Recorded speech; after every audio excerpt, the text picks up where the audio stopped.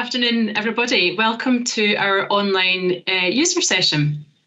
For those of you who haven't met me, my name is Val Rogerson and I'm responsible for our customer service here at Nucleus. Before we kick off the user session and before I go on to cover the agenda, just a few housekeeping points. To the right of your streaming window, you should see an orange register button. If you please press that, then that tells us that you've joined us today. You'll also see a chat panel where you can post questions as we go through, and we'll pick them up at the end at our question and answer session.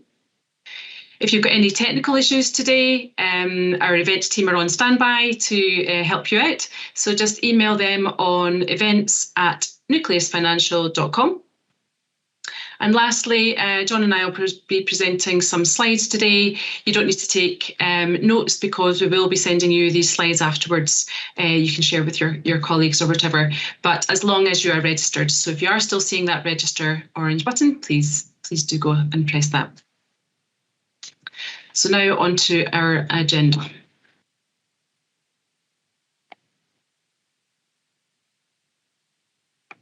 Let's get started. So today I'm starting off with the usual servicing update with also a little bit of corporate information before handing over to John and he's going to cover the usual platform development. And then at 1:40 or so, depending on whether John and I overrun, we'll start our question and answer session hosted by Amira Norris with the plan to close round about 2 o'clock. So I'm going to start our servicing update. I'm delighted with the fact that at the end of last week, we were told we were awarded 5-star service for the 3rd year running at the Financial Advisor Service Awards.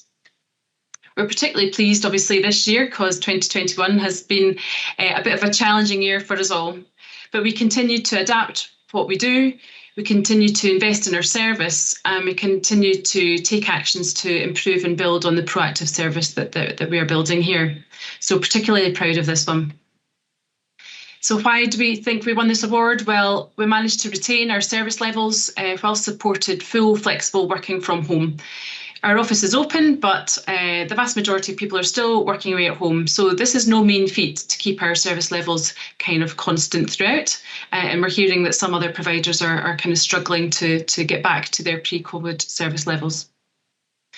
We continue to invest in our people. This is the most important aspect, really, because it's our people that deliver the service to you on a daily basis. This year we've had to really change how we do our training. I'm sure plenty of you have gone through these challenges with your own businesses, had to change how we do our training. This has created some new roles in the department, and which has meant that we've had quite a few people getting promoted within the year. 10 people actually, but almost 20% of the department have got promoted through the year, showing that career progression with us, which is brilliant to see. We've increased our headcount in total, and also in September time or so, everyone went through quite an extensive customer service excellence training programme just to help us develop further our soft skills and help improve our service further. But the main thing really we do is act on your feedback, and this is the most important, I think, key to our success is getting the feedback from yourselves, listening to that and making sure that we act on it. I think if we continue to do that, then hopefully we'll continue to go from strength to strength. So what have we done with the feedback that you've given us? So complaints. It might sound a bit of a weird place to start, but we're really proud of the fact that we don't really get very many complaints here, considering the number of customers that we look after. But for me, every complaint is an opportunity to turn around someone who's not happy with us to become an advocate of Nucleus. And it's the challenge that I set a new complaints manager who joined almost exactly a year ago to see whether we can do better in that regard. We've changed a lot over the last year within the team, changed processes, done some training, added in a new tool to help the team. And it's brilliant to see these compliments essentially about our complaints handling coming through just in the last couple of months or so. And we've also got more things we want to do over the next few months. But whilst we did that, we kind of forensically looked at every single complaint. And what we get from listening to you is an idea of the sorts of things that go wrong, so what can go wrong. But what looking at the complaints does is really give us an understanding of why, and that then gives us an insight in what we need to do to move things forward. So two key themes come up in both our complaints, but also in issues that we manage to resolve before they become official complaints. And that is around transfers and the time taken to transfer, and then also income, be that regular payments or one-off withdrawals, that they can sometimes be delayed as well.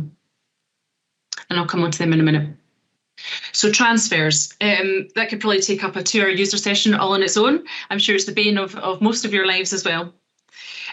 So I think last time I mentioned that we undertook a process review some months ago to understand the pain points in that process for yourselves.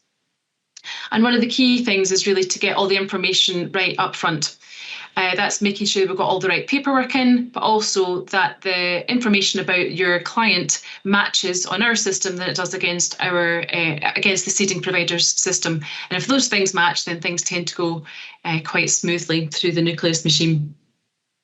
We've been piloting some process changes just to see whether we can help make that more streamlined and make it easier for you to get it right first time.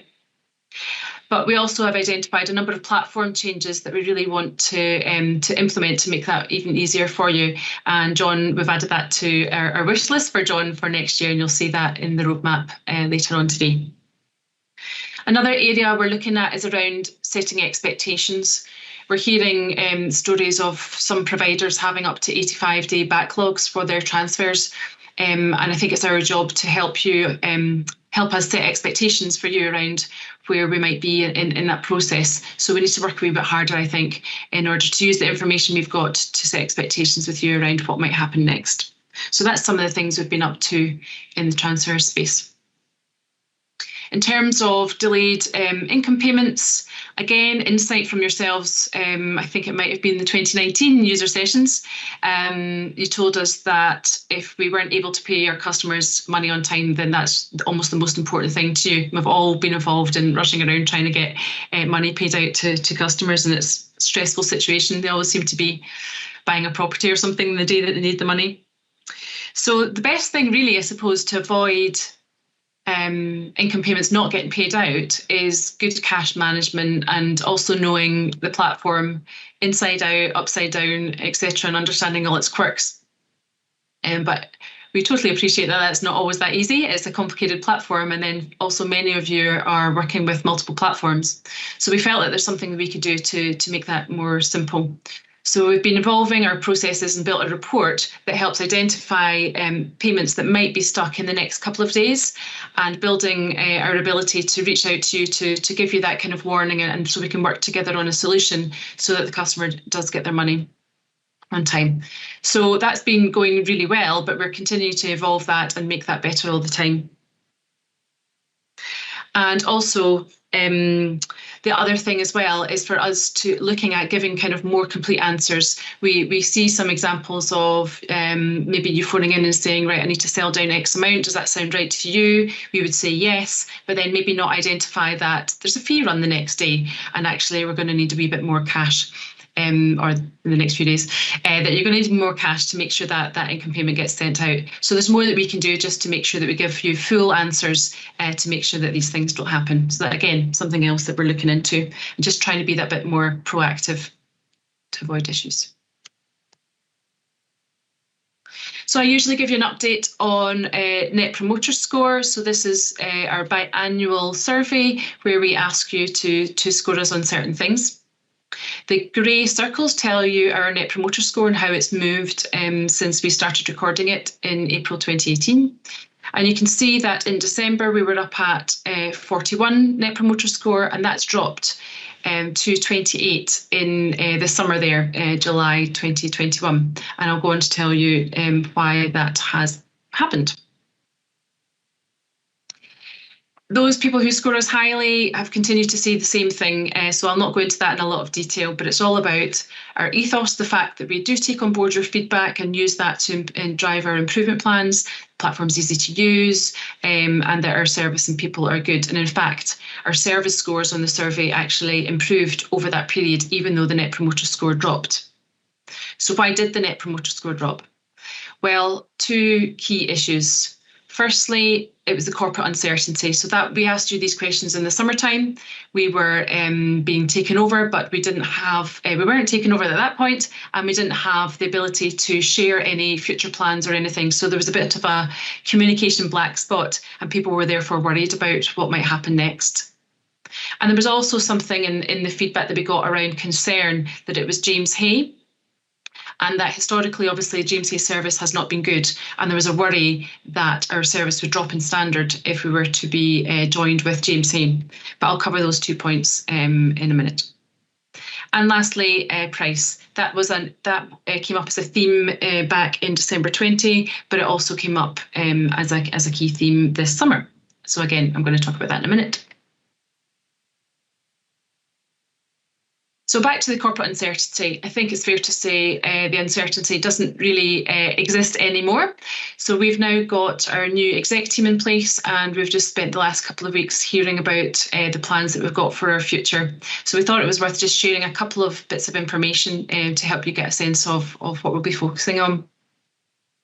By joining together with James Hay, we're bringing the best of both platforms together. We're going to continue to have our Nucleus's digital-led approach to platform development, and we'll bring together the retirement expertise that we see from James Hay. And coming together, you can see that we're now the fifth largest retail platform. And this scale really allows us to invest right back into our proposition, whether that is price, our product, or our service. There are three key areas of investment, which again, I'm going to talk about a wee bit more in a minute. We're going to continue to focus entirely on the UK market, the advisor market. We're not going after your clients. It's all about advisors in our book. And we'll retain being completely independent. We're not here to get flows into our investment arm. As example, we'll continue to be independent. So a lot of the things that we've been about over the last few years will continue as we go over the next few years, and those things won't change. We continue to be well capitalised, even more profitable, and continue to be very much client-centric in how we do things. So I mentioned there about scale, now being up at almost 50 billion of assets. And that allows you to make more money, which then we can invest back to make things better for you and your clients. And the three key areas we're going to be investing in, and you'll see these themes coming up time and time again. The three key areas are price. As we talked about earlier, that was one of the points in the Net Promoter Score. So the pricing is actively under review at the moment, and news will be coming out in next year about that. But we stay committed to having competitively priced, simple and transparent and flexible pricing. Second area of focus is in service.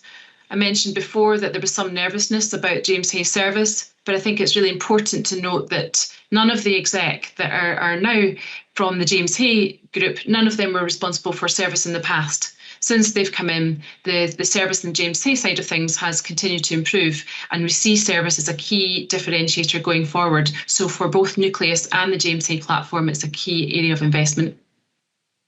And then technology and the platform, that's our third area where we will continue to invest money in to continue to improve our platform. And in terms of the platform, you might have heard about James Hay building a platform on the FNZ technology. So I thought it was worth, before handing over to John, I thought it was worth talking about those two things. So the two existing platforms, the Nucleus and the James Hay ones, will continue to operate separately for the foreseeable future. Nucleus will stay powered by Bravura, supported by our in-house development team, and there's a full development roadmap in place, which John will take you through in a couple of minutes.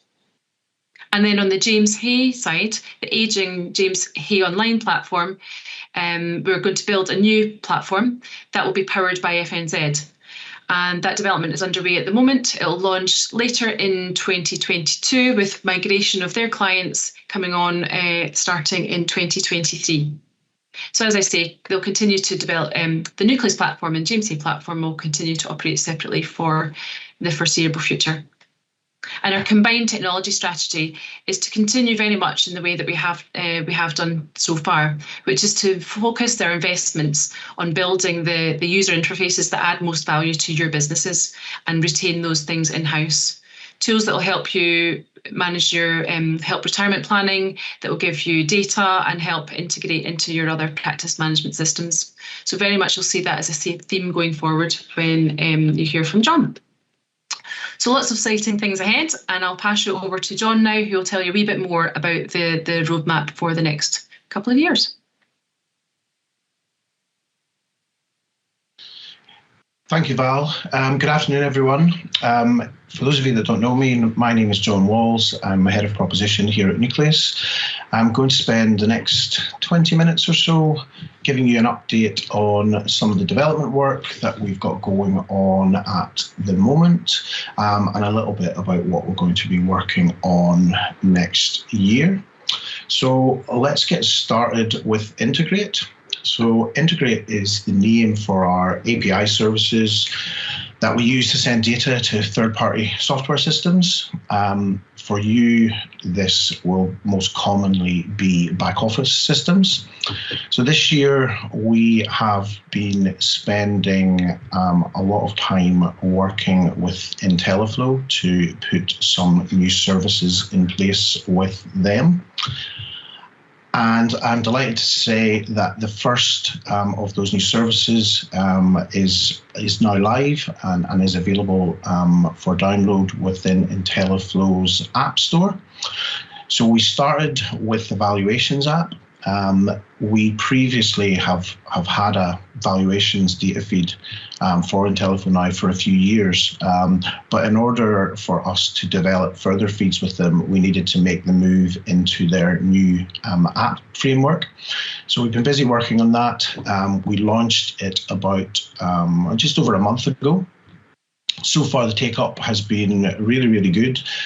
We've had about 150 firms make the switch over from the old feed to the new app, and we're seeing people downloading and installing it each week as we go forward. So if you're on the call today and you are an IntelliFlow user and you haven't made the switch yet, then I'd urge you to go ahead and install the new application. To do that, you just go to IntelliFlow Store, search for Nucleus, and then follow the install instructions, and the new app will be up and running within 24 hours. We've already started working on the next phase that we're going to be doing with IntelliFlow, and that is a fees application. So scoping of that is underway, and development on that will be starting very, very soon. But it's not just IntelliFlow that we're working with. Our most recent conversations have been with Iris in respect of their Xplan product. So Iris have already put evaluations feed in place for us, and we're now talking to them about a transactions feed. So far, the conversations have been very, very positive, and they are indicating that they are going to be adding that new service for us next year. If we have any Xplan users on today, we would really love to talk with you. Michael Milner, who is a product manager in my area and looks after our Integrate service, very keen to talk to Xplan users to understand a bit more about how they use the system, and how some of the data that we'll be able to send into Xplan will be used. So if you would be willing to have a conversation with Michael, that would be much appreciated. You can speak to your account manager to pass on your details, or you can pop a comment in the chat today, and then we will get back to you. Moving on to Nucleus Go. So our focus, much of our focus this year has been on building an iOS app for Nucleus Go. So why build an app? Well, we think it will improve the digital experience for people using Go on a mobile device. It will also allow us to make use of some features which are only available within a kind of native app framework. Like all apps, it will be available to download in the App Store. So your clients will log on to the App Store, download and install the app from there. As well as some of the smaller navigational changes that we will be making on the app, we'll also be introducing biometric login. So this means Touch ID or Face ID if the device supports it. This will improve the login journey, make it easier for users to access their account. We're also adding this thing called an onboarding stepper, and I'll come on to that in a little second. And we're targeting a soft launch Q1 next year. So we plan to work with a targeted group of users from some firms. When we roll this out, that'll allow us to ensure a kind of smooth rollout and make sure we can get people up and running on it in as smooth a way as possible. So what is an onboard stepper? Well, it looks a bit like this. So it will have 4 different tiles. 3 of the tiles will be telling the user about features within the app. So online correspondence, portfolio summary analysis, and then the biometric login. And then the 4th tile will tell new users of Go, how they can go about getting registered. And this is what it looks like on the devices. So on the iPad, the onboarding stepper will sit on the left-hand side of the screen, and then on the iPhone, it will take up the whole of the screen. And this stepper will automatically rotate through each of the slides. And this is something that's very common in apps, and I'm sure you're all using apps and you'll have seen this type of thing. So look out for that launching in Q1 next year. Move on now to talk about Mariate. So a little bit of a reminder about what we are up to with Mariate. So I guess a complete rewrite. We are making changes to both the back end and the front end. On the back end, we plan, or we're making changes to improve performance, deliver new calculations, and that will then enable us to add new features. On the front end, we're rebuilding using a modern framework, improving some of the existing features and the outputs, and then enabling new features as well. So work on this is going really well at the moment. We are roughly about halfway through the work on the back end, and we have started work on the front end. This is what we're trying to achieve with the front end and the new UI. So improving the template management, making changes to combine the configuration section and reporting sections into a single page. This will make it easier for you to kind of make live updates as you work through the reporting options. We are trying to make it easier to configure the individual components. Improvements to the final PDF output, and then making it easier to actually reorder the report layout. Let's take a little look at some of the mock-ups. So the team are busy discussing these with users at present and getting feedback on them. But the first mock-up here shows on the left-hand side of the new screen, we will have this kind of new menu to allow you to build reports. As you work through that, then the report will start to build and appear below. We're adding a new feature to allow you to choose components. The aim here is to bring this a little bit more to life, so some information about what each of the components do, and this will in turn just make it easier for you to choose the ones that you want. We're trying to expose some of the configuration options. There's lots of configuration options at present in Mariate, but some of them are unknown to people. So we're trying to find ways to bring those more to the front so that everybody knows all of the options that are available to them. And then finally, some changes to how you can add comments to the reports, so giving you more control over what those comments look like, where and when they appear, and also giving you the ability to control how the report is constructed in respect of page breaks. So as I say, the team are busy speaking with firms at present and getting their input on this. But it's not too late. If you want to get involved and you haven't done so already, still time to do so. Please speak to your account manager, put your name forward to them, or again, if you wanted to, you could leave your details in the chat today, and then the team will be in touch to take you through the plans and get your input.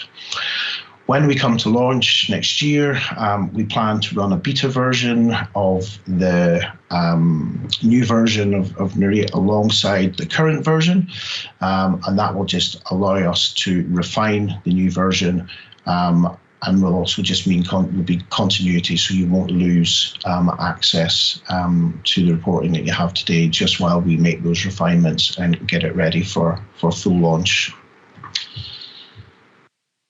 Flexibilizer, absolutely delighted to be talking about Flexibilizer and telling you that we are very close to launch. So we plan to launch this in February next year. We are currently right in the middle of our testing phase, so testing all of the main functionality and doing all of the business readiness tasks that we have to do to get ready to launch a feature like this. We're also busy making some supporting changes to the ISA and JISA contributions report, as well as the ISA allowance information on Go. So this is what the ISA allowance looks like on Go today. So on the left-hand side, you can see how we show that today. And then on the right-hand side, this is what we plan to move to. So we'll be adding in a new section which will highlight any replaceable withdrawals that your client is able to make, and that will just help them understand exactly where they are with regards to their subscriptions and additional amounts that they will be able to add. So as I say, this is launching in February, so look out for further comms from us confirming that going live. We are also busy working on some pension improvements. So I'm going to talk about 3 key ones today. So the first one is on phased drawdown. So we're adding a feature that will allow you to suspend a phased arrangement and then reinstate it whenever you want that to start again. And this will be available from the maintenance tab. On drawdown, we are adding the ability for you to request a one-off income withdrawal from drawdown accounts. So this is something that I guess we have quite a laboured process for at present today. Involves forms, submitting something online, sending us a JIRA, and then making a change. So we plan to improve that and just give you the ability to do this direct from the platform. And then the third and final change is on crystallization events. So whenever you're setting up or moving a client into drawdown or setting up a phased arrangement, we're adding a new option to allow you to choose how you choose the assets on crystallization. So that new option will be to include cash on a pro rata basis. If you're familiar with this today, you will know that what we currently do is use up all of the cash that is available in the pension account and then take assets after that. So this new option will take cash and assets on a pro rata basis. This will be particularly useful for phased arrangements, as it will mean that the asset allocation within the pension account will not be destroyed each time a crystallization event is made. So that's pensions. Moving on now to talk about new business. So as you will know, we've been working on revamping our new business journeys and how you submit business to the platform. We've had a couple of updates from Sylvia Lozana at previous user sessions. Sylvia is the product manager for new business.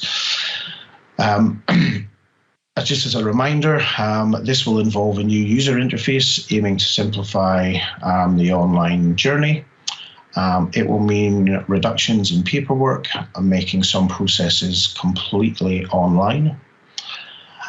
It will give you more control for you to execute instructions on behalf of your clients without the need for us to see their signature on forms. And it will reduce the number of JIRAs that you need to raise and send us to support the new business process. So the big news is around the launch date.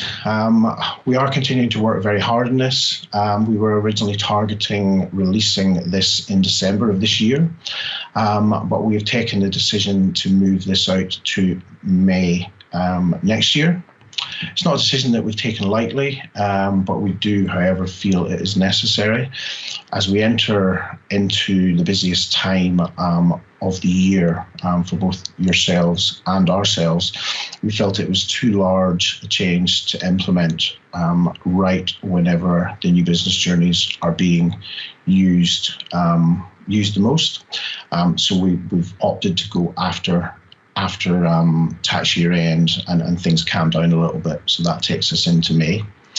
Our current work is focused on testing and business readiness. So we're testing the code drops that we are receiving from Bravura and feeding back on anything that's not right or any defects that exist. So getting that side of it all ready for launch. We are focused heavily as well on business readiness. So this means making sure that we have all of the supporting processes in place. All of the documentation is being updated, so everything ready to go for May. Between now and launch, we will be communicating further and offering training on new business. Amira and the account management team will be doing face-to-face sessions to raise awareness of the changes that are coming. They'll also be offering digital sessions, and this will ramp up over time as we head closer to launch. We were really keen that we were able to get some of the benefits that will come with new business. We were really keen that we get some of those benefits pre-tax year end. So the team have been busy working on some process changes that we're going to make ahead of tax year end, so that you can get some of this benefit early. So I'm going to talk about the three of those now. So the first one is on crystallization events. So slight change here. We're going to make it possible for advisors to sign and submit the drawdown instruction form on behalf of your clients. We do receive lots of instructions today without this form, and that means we then have to go back, ask for it to be submitted, or in the worst case, you have to go back to your client and get a signature on it. So we'll make a change there. That means that you can submit on behalf of your clients. We're making a change to the way the ad hoc fee tool works. So this is now going to be available for all accounts, and we won't need that to be permissioned on through the signing of a form or through your client going into Go. So we're just making that the default position is that that will be available. We will still expect you to have prior permission before you take an ad hoc fee from your client, and you will attest to that as part of the ad hoc fee tool journey. And then we will also still send a confirmation of that fee being taken to your client as well. And the third process change is around the ISA top-up preventer. So we are removing or changing the way the ISA top-up preventer works whenever we do the technology release for a new business. But to allow us to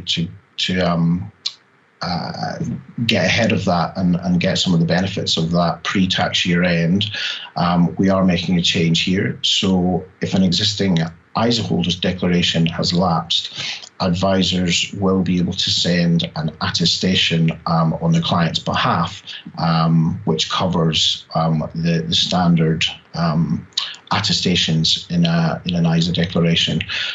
We will then write out to your clients confirming that, and that will give them an opportunity that if they do not meet one of the conditions in the attestation, it will give them an opportunity to come forward and tell us. So we will be doing a further communication with more detail on these process changes in the run-up to the start of next year. So please look out for that. It is very important that you do not send us any of these forms or start using new processes prior to their launch at the start of next year. And as I say, please look out for further communications from us on that.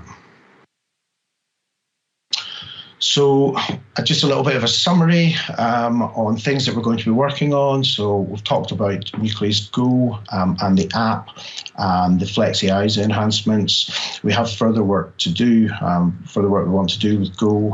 So in particular, we want to make JISA accounts linking into the parent or grandparent's account. We want to make them create that linkage in Go. We plan to offer some more performance-related info, this time at asset level, and then some improvements around forgotten username process and better registration process. On the integrate side, as I mentioned, we're going to be doing further work with IntelliFlow on fees.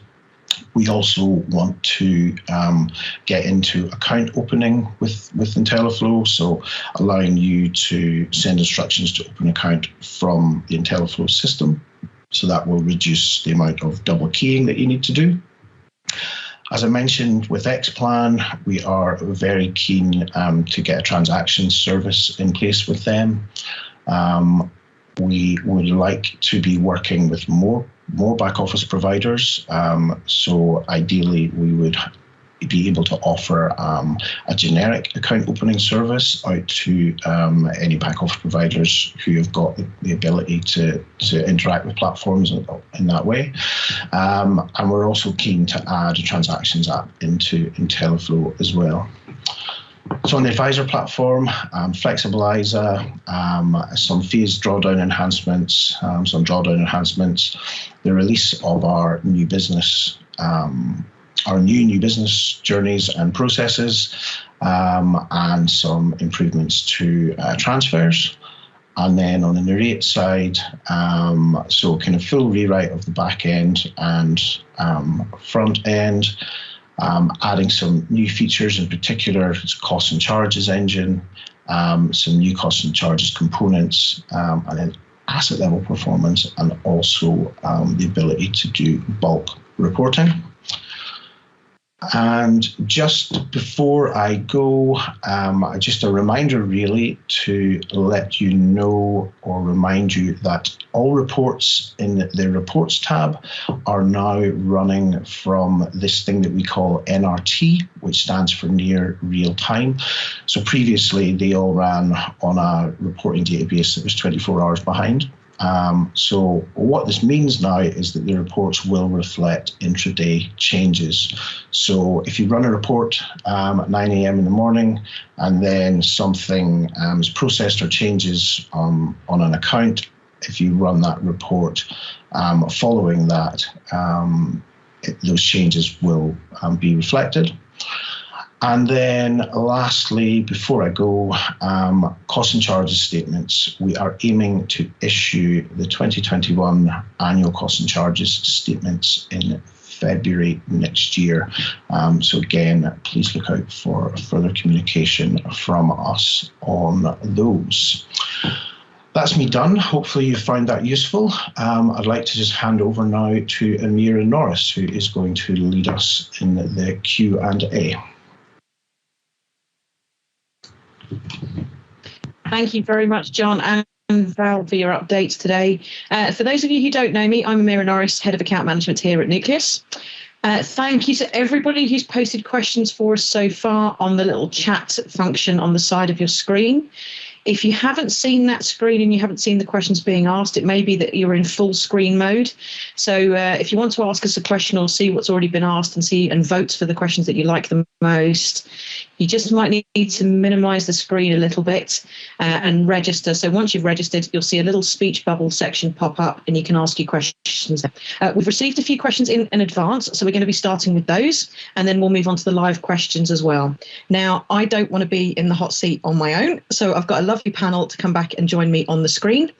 So of course, we've got Val and John coming back as well, and we've got two faces that you also might recognise. We've got Ross Haggerty, who's a relationship manager. For those of you who are based in the Midlands or the Southwest, you'll recognise him as a former CRM for those regions, and very pleased to say he's one of those that did get a promotion this year and is now in our relationship management team. And of course, we've got fam favourite Sylvia coming back as product manager to answer any questions you've got on new business and some other features that we've got coming up as well. So thank you guys for joining me. So first question I think I've got for Val. You mentioned that you're changing up how we do the training with the CRMs. Just wondered if you could explain a little more on that for us, please. Yeah, so before COVID, I guess everyone would have been in the office and we would have had quite a classroom style approach to training. And as we've gone from more virtual working, we've had to supplement that, I guess. It must be really hard, you know, joining a company and sitting in your living room or wherever you are, and you can't turn to the person beside you if the phone rings to be able to answer the question. So there's a lot more kind of hand holding and one-to-one, as we are describing it, as mentoring. So that's the roles that we've put in place, is some mentoring frameworks and a couple of mentoring roles, just to have that kind of one-to-one training after you've had your classroom training. So that has definitely been much more successful. So yeah, all good. Brilliant. Thank you for that. John, beyond what we've got with new business upcoming next year, because you know we're always greedy, what are the next 3 areas of focus for you for platform development and proposition development for us? So improvements to the pension proposition, better integrations with third-party software. We've obviously talked about Mariate and Go today, so the user experience of using those on Mariate, particularly getting costs and charges information into the hands of our users. And I think as a company, Val mentioned kind of reviewing pricing. So whilst we can't share the details of that today, a reduction in pricing would be a major thing that we have on our agenda. Definitely. Thank you for that, John. Sylvia, one for you, if possible. So what instructions are we going to be able to take from advisors next year without needing client signatures as part of Release 1? Yeah, so the evolution in how we view this relationship with our firms as agent of a client has impacted many processes. John already mentioned ad hoc fee instructions, the pension drawdown form, and this ISA declaration attestation on behalf of clients. And in a similar vein, from this new release next year, you'll also be able to instruct any other fees within the new business instruction on behalf of clients. So no more client signatures for initial fees, annual advice charges, or DFM Schedule 1 forms. This will apply to all wrapper types, bonds as well, and not only for fees that are being set up as part of the instruction, but also for fees that are being updated. So for new fees, client will get the confirmation of the fee being instructed via the post-sale illustration, and whenever an ongoing fee is changed or a DFM fee is increased or there is a DFM change as part of the new business instruction, clients will also receive a letter confirming this change. And outside fee payments, advisors will also be able to confirm, for instance, for JISA applications, that the account owner name provided is accurate to the best of their knowledge, and that both register contact and account owner satisfy the conditions to open an ISA, again, without the need to for a specific JISA declaration to be signed by our clients. Same for pension and drawdown applications. Advisors will be able to confirm that all the beneficiary data without a client signature. Fantastic. So some big changes coming, which is really exciting for us, and should see some efficiencies there as well. So thank you for that, Sylvia. Ross, I'm going to come to you with a couple of questions that we've had in from Stephen Mackay at Progeny. So the first one he asked was, when clients wish to crystallise on a monthly basis to pay out full PCLS, what is the most efficient way to process this? I've had experience of the system not being able to cope with this sort of request, and workarounds required, which can lead to delays. Sure. So for that one, I'd say the best option is to have a cash buffer within the drawdown account. So that allows any fees in the drawdown account to be paid. So if you've got an example would be if the client wants £1,000 crystallised per month, the client gets their £250 tax-free cash and then £750 income. So that would fail because it's all going out the door, and then there's going to be a few pence due in fees. So what you can do is on the first crystallisation, if you key 1,100 to be crystallised, for example, the client will get their tax-free cash, take their £750 income, and it would leave a small cash buffer in the account, so say £75. That would cover fees for quite a long period. So, and then once that first crystallisation's gone through, you can go into the maintenance screen, just reduce it back down to 1,000. Then the client gets their 250, their 750 income going forward, and the £75 can just sit in that drawdown account and just pay the fees. But I notice Progeny have got an RM, so they've got Anna and they've got Lloyd as their account manager, so they could get in touch with Stephen if he wants to know a bit more about it, and maybe could do a session with them. Fantastic. Thank you for that, Ross. And the second question that Stephen had, is there any plans to add functionality for sales and withdrawals on ISA and GIA, as opposed to the current method of submitting sales and then the withdrawal once the sales are settled, just to help streamline the process? Yeah, so I'm reading that kind of two ways. So obviously we do have the sell and withdrawal feature on the platform, so for individual clients with an ISA or a general account. So you can go into the maintenance screen and submit the sell and withdrawal. So the platform will do the sales for the required amount, and once the sales settle, or as they settle, they'll go into reserved cash. And once the system sees that there's enough, so say it's for 10,000, once the trades go into reserved cash and they reach 10,000, the system will automatically send the funds to the client's bank. They go by next day payment. So if they were released today, for example, the client would have them in their bank account tomorrow. Corporate and trusts aren't available with that because they've got authorised signatory lists. So we need to check, we need a form in that case because we need to check the signatories that are authorised in the withdrawal are on file already. So I don't know if that's the angle that it was maybe coming from, but we can't have that feature for other account types. It's only ISA and generals for individual clients, because obviously you've got drawdowns that need to go via HMRC's PE system, and then you've got your bonds with their own requirements because they're third-party wrappers. So it's only available for individual ISA and general accounts, and you've got the guides on the user guide section of the library if you need them. Perfect. Thank you very much, Ross. And Stephen, hopefully that helps answer your questions. But as Ross said, if you can pick it up with your CRM or account manager afterwards as well, with all of these, if we can't answer any of your questions or you need a bit more information, just get in touch with us directly. So the last one that we had pre-submitted was by Wendy Simmons. She asked, if a client has a joint account, the Narrate report only shows the first client's name. Is there any way around that? For a joint account on Narrate, it will show both names on the cover of the report, but going through it does only show the main account holder. But I'm told that that's going to be addressed as part of the rewrite that John mentioned earlier. Fantastic. Thank you. We have had tons of questions come in, so thank you very much. I think we've got over 100 people watching us today as well, so it's great to see so many of you joining and getting involved. So the first question I've got here is from Elizabeth Webb. She asks, with Nucleus Jira messaging, I end up with sometimes 4 emails for every issue every time somebody does something. Is there a way that we can reduce the number of emails that come in for each issue? So I'm actually involved in this personally. I'm involved in the project with it, so I know the pain that Elizabeth is feeling.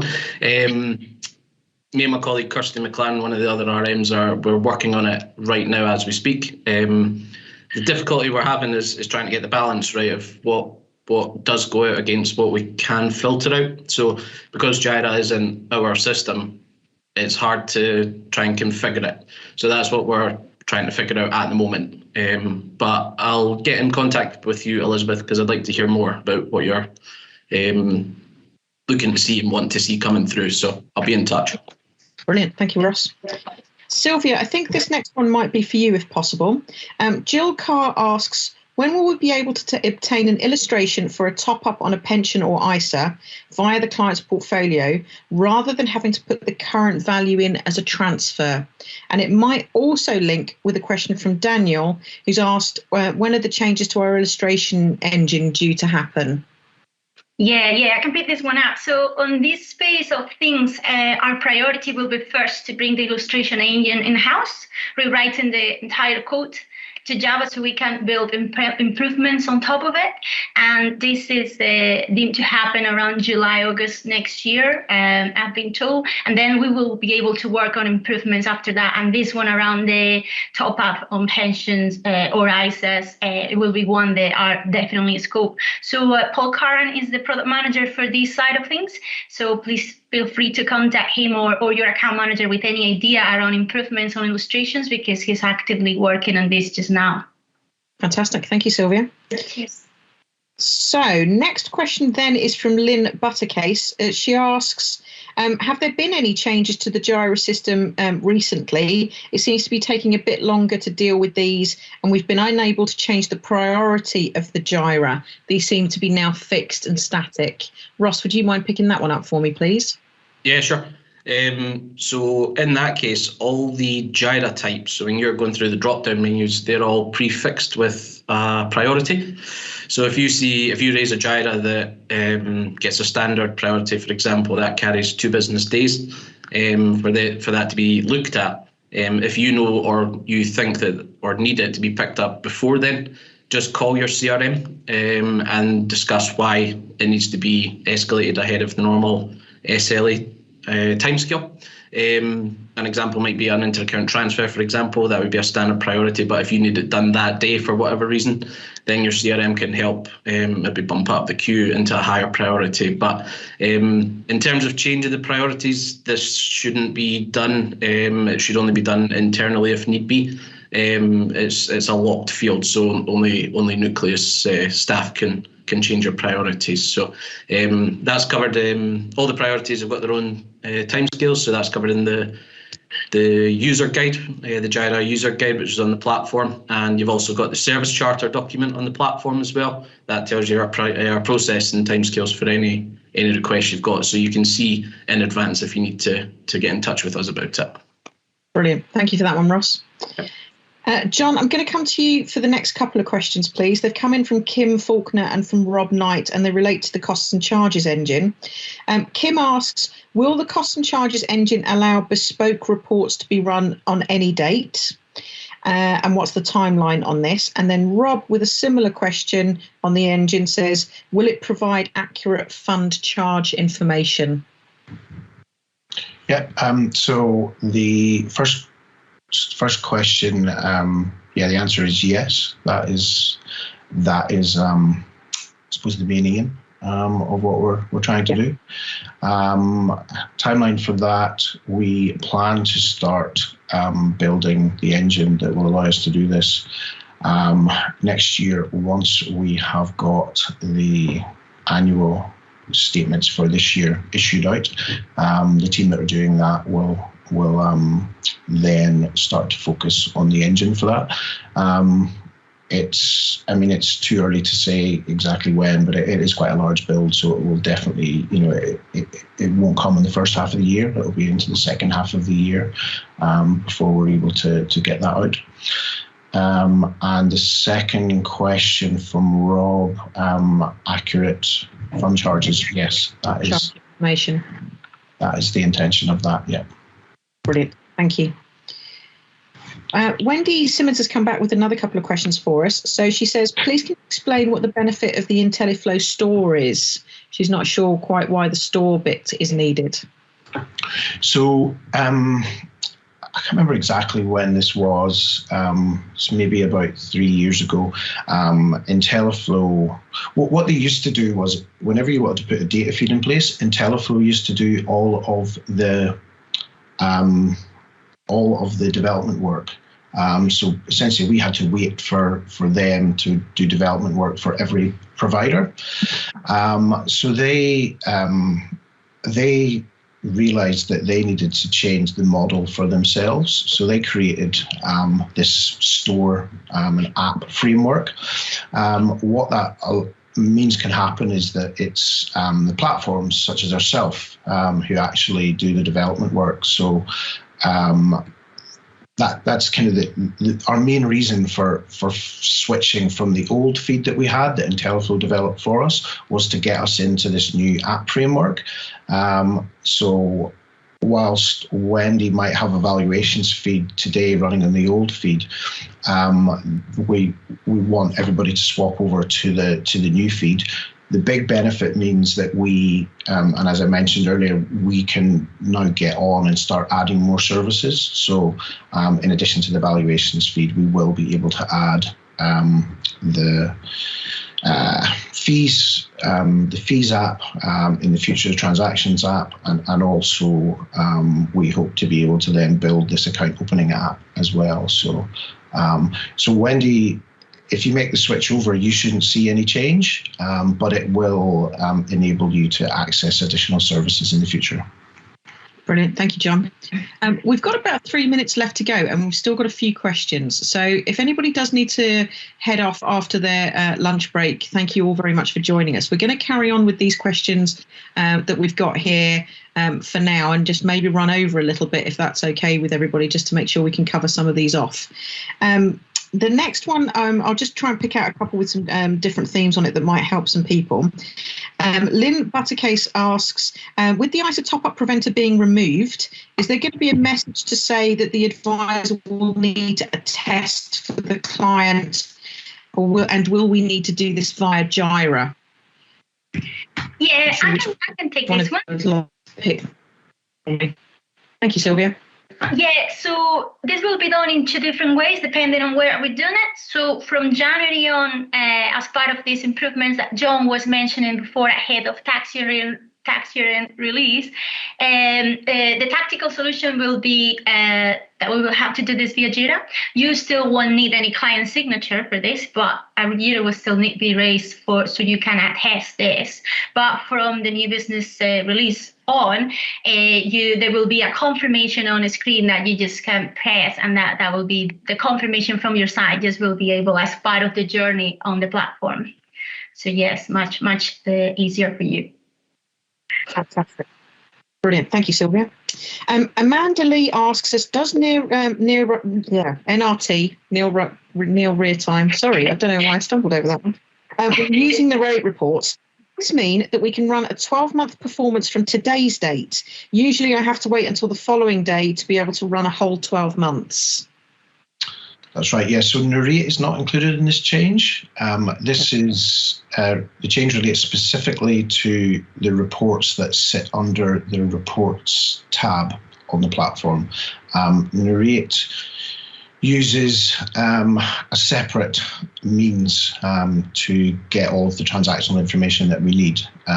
So it is unaffected. So it's, the way that you run reports today will remain for Mariate. Brilliant. Richard Harris asks, on the gyro question, just to follow up to it, the emails on the emails that are coming through, do gyros always get assigned to our CRM before they go to the relevant team to be processed? Sometimes we seem to have to wait for our CRM to forward it on in the process queue. Is that right, Ross? Yeah. So again, depending on the request type that you pick, it will go to the pre-assigned destination. So if you raise the gyro to get a blocker removed or an ISA preventer, you would notice that it would take a top priority and it would go straight through to our admin team. Whereas most of them will go to the CRM, and it's usually because there's something to vet or review before we pass it through to the admin team. So if you're crystallizing funds, for example, it'll go to your CRM to make sure that it's been keyed on correctly, we've got all the signed paperwork, etc. Then we pass it through to the admin team, and then they've got their processing timescales from there. Brilliant.